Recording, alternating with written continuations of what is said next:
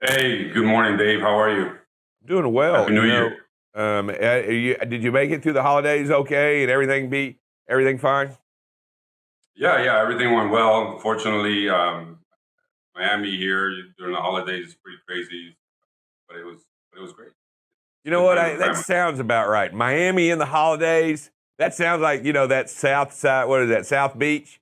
That sounds like a lot of fun. I'm out here in Fort Worth, so probably Yeah, a little bit different mindset. But that does sound like a different lot of fun. atmosphere. Yeah, yeah. Weather obviously awesome. Even this time of year, probably not bad, right?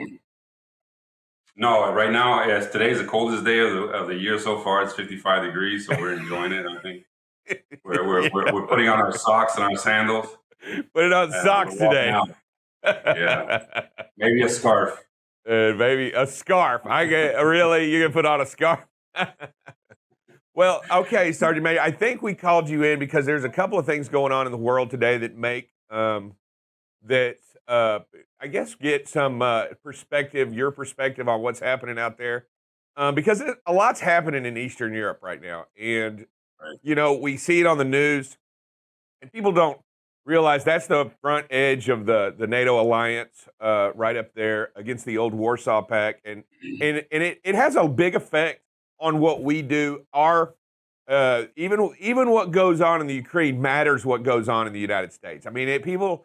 I mean, it's hard to explain that we're a global community, and even what happens there matters. What happens here, right? Yes, for sure. And the Middle East. I'm sorry. Central Europe specifically. I mean, there's a lot going on in Central Europe. There's a lot of the natural resources coming out of there. There's a lot of the alliance, of course, the countries that are allied with NATO and U.S.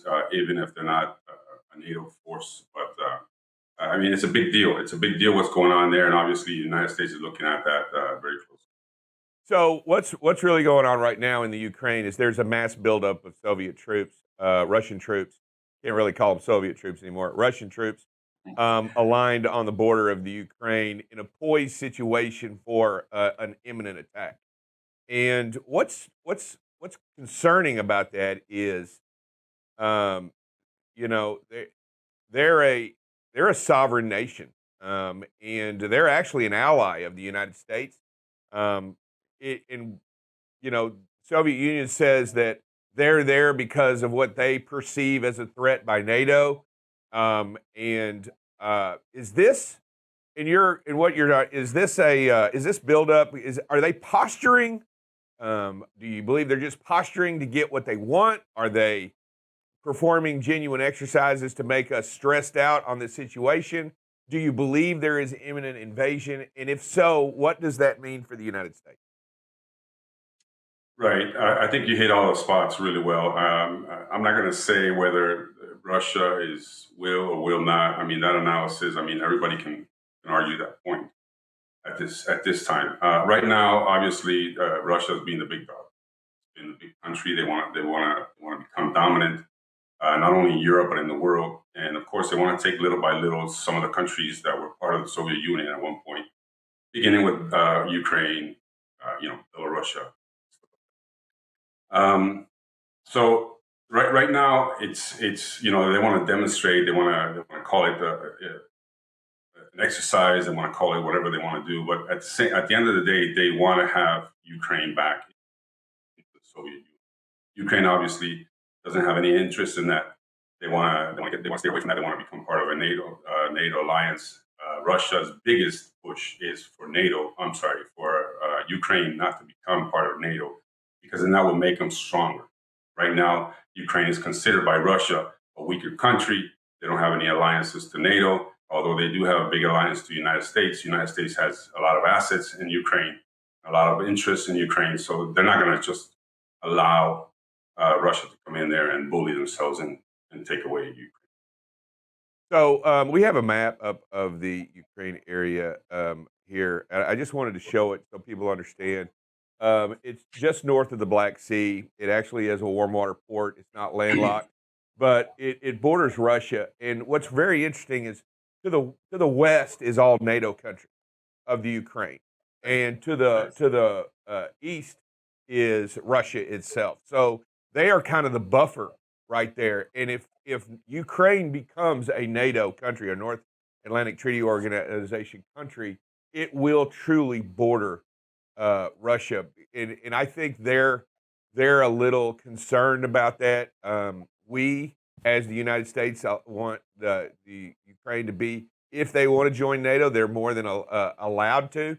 We don't want to restrict them. So there's a lot of demands that I truly believe that they're doing. I don't think Russia does anything without a plan. They're very good at strategy. They're very good at global ideology. They're very good at it. Um, I'm almost. I wouldn't put it past them to use this as a posturing mechanism to get what they want in the region, and maybe not invade, but use this to get certain things. With even the threat of invasion is enough to wake everybody up.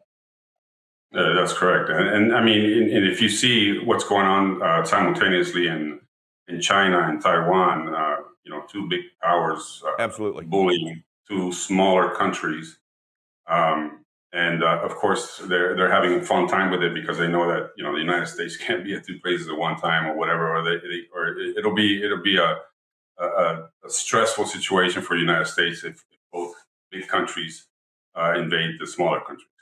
That's happening right now, and one of the reasons why Russia continues to push and push and push, and it's obvious for those obvious reasons because they can. But the United States has sanctioned them, particularly the higher government officials and military officials, to include Putin and some of the banks. So hopefully those little things will work. Obviously, it will escalate as Russia continues to push. But we'll see. Right now, we're just watching this through a magnifying glass. Yeah, I now the deal with Taiwan, we actually have military advisors. We actually have a contingency on the island of Taiwan, but here we don't really have any military presence in the Ukraine. Do you see us militarily doing anything, or are we just aid and like just an aid or an observer? You don't see us if something happens. You don't see us. I'm just asking. You don't see us becoming active role in their defense of Ukraine. Do you, besides economic sanctions? I believe the biggest role that NATO will take the biggest role on this. Obviously, the United States is part of NATO, but I mean the other countries in Europe, because they have a more impactful and invested interest in the region, and they don't have any need for Ukraine to become part of the Soviet Union. So NATO will, if anything, any military structure will be employed against Russia at this point will probably be NATO, and with the backing of the United States, of course. We hope, and at this end, right, from the United States point of view, we really hope that we don't have the United States employ 100% of our forces against Russia. We don't want to get to that point. Yeah, that would not be. I don't want to. Because if we, and you and I agree, if we entangle ourselves with a large country like Russia, it weakens our position with China 100%. So I mean, we right now we actually hold a big card not doing that. Also we have a little bit going on in Kazakhstan, and I just wanted to mention it because I believe this plays a little bit into the ideology of what's going on in that region of the country. Kazakhstan. Most people, we say Kazakhstan. Most people don't realize this is the 9th largest country in the world, and it's the largest landlocked country in the world. But it borders the entire southern body of Russia itself, and there's a lot of turmoil going on there.